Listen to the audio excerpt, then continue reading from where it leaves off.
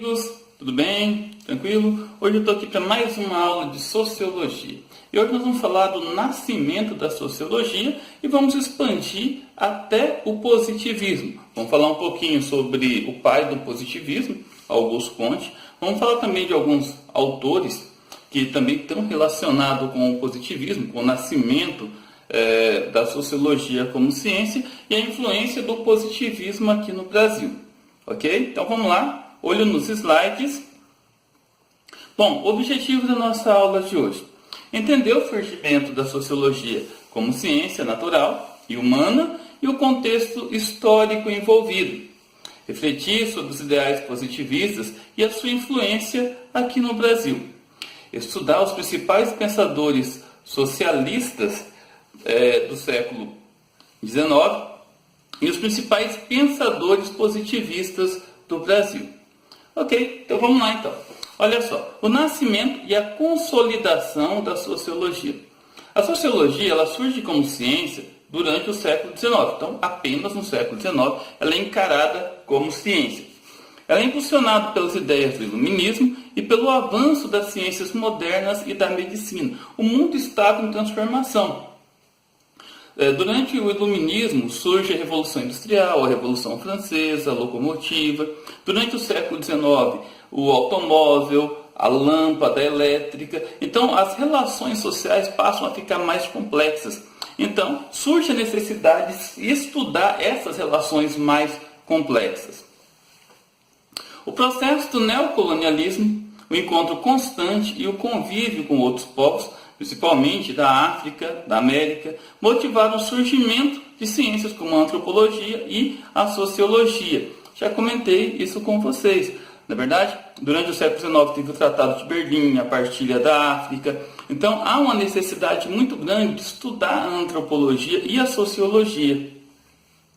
As ideias do surgimento da ciência. Para alguns historiadores do pensamento social, a origem de uma ideia da ciência sociológica poderia ser encontrada nos pensamentos de Aristóteles, mais precisamente na política, e que já se encontraria uma análise das instituições de sociabilidade do homem no espaço chamado cidades, naquela época a polis grega. Outros já acreditam que o filósofo Montesquieu, em sua obra O Espírito das Leis, remete a uma análise dos regimes políticos e procura apreender todos os setores dos grupos sociais e sua articulação.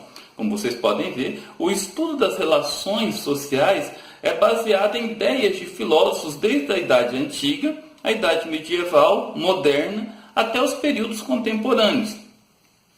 Contudo, apenas no século XIX, um conjunto de pensadores, estimulados pelos pensamentos do racionalismo iluminista científico, é que surge por fim a sociologia. Então, como eu já frisei, vamos reforçar bastante, a sociologia surge como ciência apenas no século XIX.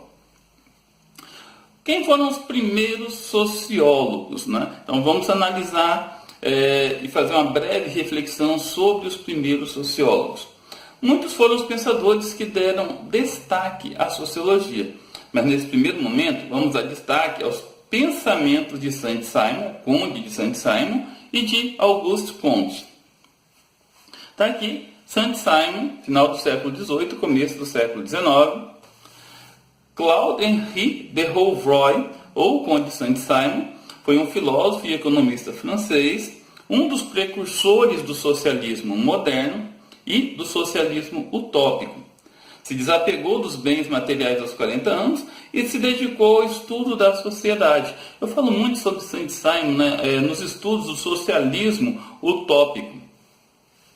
Motivado pelos conflitos sociais, como a fome e a miséria, Saint-Simon acreditava que a tecnologia e a ciência poderia levar à produtividade, fazer um trabalho causticante e até então feito pelos homens e alcançar a paz e a felicidade no mundo moderno. O Saint-Simon ele acreditava que a paz e a felicidade no mundo poderia ser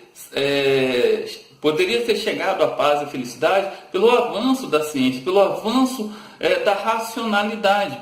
Todo o trabalho causticante, todo o trabalho que o homem fazia, todo o trabalho braçal, seria feito pelas máquinas. Então não haveria mais tanto sofrimento, aumentaria a produtividade, aumentaria a oferta de emprego e não teria tantos problemas como tinha naquela sociedade dele. Vamos falar agora de Auguste Comte, ou Auguste Comte, como alguns gostam de pronunciar. Foi discípulo, aluno de Saint-Simon, é considerado o pai do positivismo e da sociologia como ciência e é fundador da filosofia positiva. Antes mesmo de seguir o seu tutor intelectual, Comte já alimentava a aversão ao governo da França, que substituiu Napoleão Bonaparte, conhecido como clericalismo. Para Comte, o apego às crenças, aos dogmas, eram obstáculos para o progresso científico. E apenas o progresso científico e a tecnologia poderia promover a verdadeira mudança social tão necessária para a França e para a Europa. Comte era contra os apegos aos dogmas, à religião, porque isso só fazia as pessoas se conformarem com a situação muito ruim de problemas sociais. Então, Comte ele levou em consideração que apenas o progresso para a sociedade e o progresso científico, que depois ele vem a chamar de positivismo, é que poderia promover a verdadeira mudança social. Vamos entender um pouquinho sobre a física social. Na imagem que vocês estão vendo, está aí a base do pensamento de Comte. O amor como princípio, a ordem como base e o progresso como fim. Ok? Estimulado pelas ideias de Kant, filósofo alemão, Comte achava necessário introduzir o método de estudo das ciências naturais em uma ciência humana, ou seja, superar o conflito entre o empirista e o racionalista. O empirista é aquele que achava que tudo poderia ser explicado através do dia a dia, tudo você aprendia com as pessoas no dia a dia. Já o racionalista, ele acreditava na ideia da razão, do pensamento. Para ele, a divisão técnica do trabalho e a especialização era necessária para a sociedade, pois cada indivíduo tinha um papel a ser cumprido na pirâmide social. Para ele, a ideia de especialização, de cada um ter o seu lugar, era realmente necessária. Comte possuía uma certa admiração pela biologia e pela matemática, que, como ciências naturais, precisavam ser experimentadas. Essas ideias o aproximou dos estudos de Charles Darwin, pois a ciência social precisava ser observada, comparada, experimentada, classificada dentro dos objetos da natureza. Por isso o termo positivista. Ele era muito amante das ciências naturais, principalmente da matemática. Ele era adepto das ideias positivistas, das ideias evolucionistas de Charles Darwin.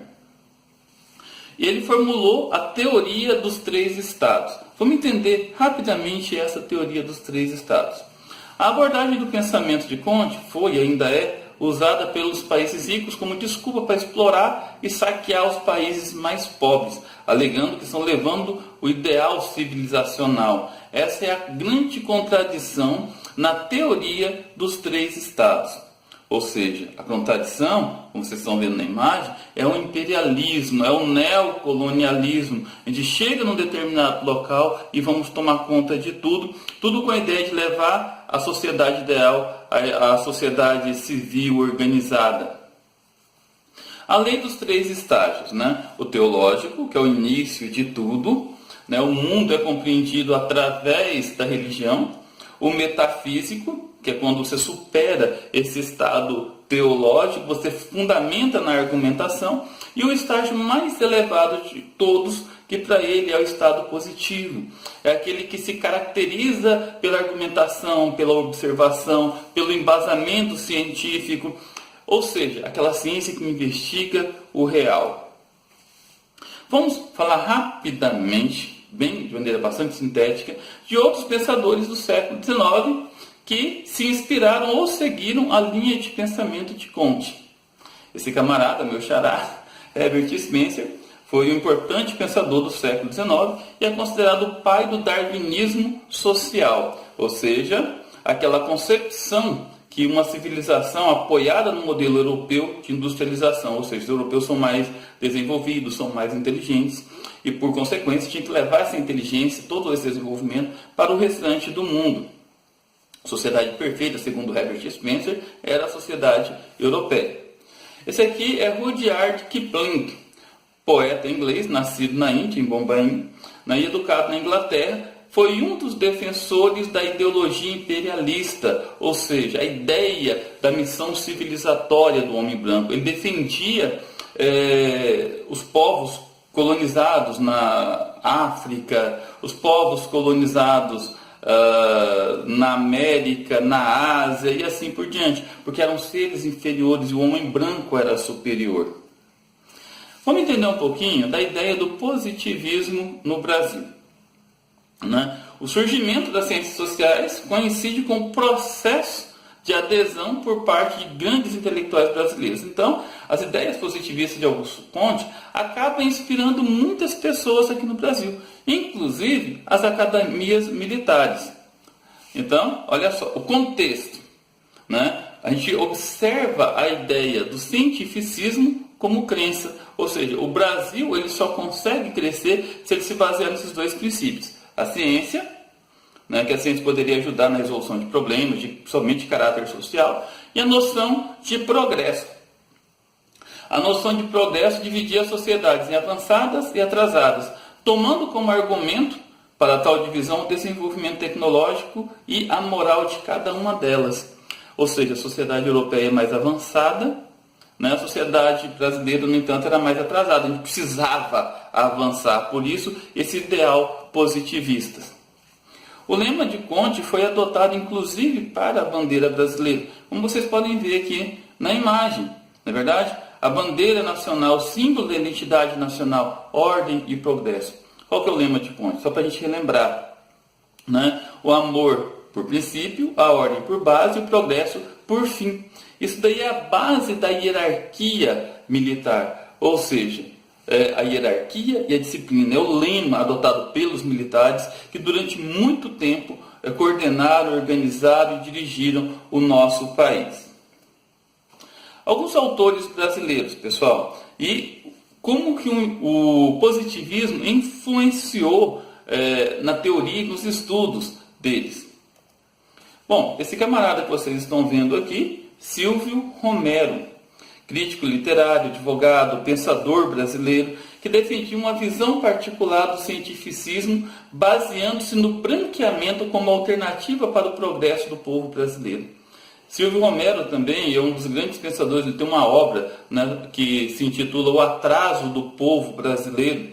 Ele era adepto do determinismo geográfico, que o brasileiro ele era mais atrasado porque ficava numa região tropical e era um povo mestiço, um povo que havia se misturado com os africanos, com os indígenas, por isso éramos mais atrasados.